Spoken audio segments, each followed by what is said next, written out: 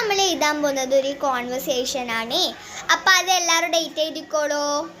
നിങ്ങൾക്ക് ലേൺ ചെയ്യാൻ അറിയാമല്ലോ, ലേൺ ചെയ്തോളൂ. Sasha returned home after school. She said about the girl. Sasha ഒരു ഗേളിൻ്റെ കൂടെ നിന്നിട്ടില്ലേ, നിങ്ങൾക്കറിയോ? ആ ചാപ്റ്റർ ഞാൻ നിങ്ങൾക്ക് കുറച്ച് കഴിഞ്ഞ് വായിച്ചു തരാം. About the girl to her mother. The mother what would be her talks, right? Conversation between Sasha and her mother.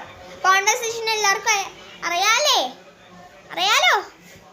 അപ്പോൾ ഇവിടെ നമുക്ക് വേണ്ടത് പറഞ്ഞുതരാവേ.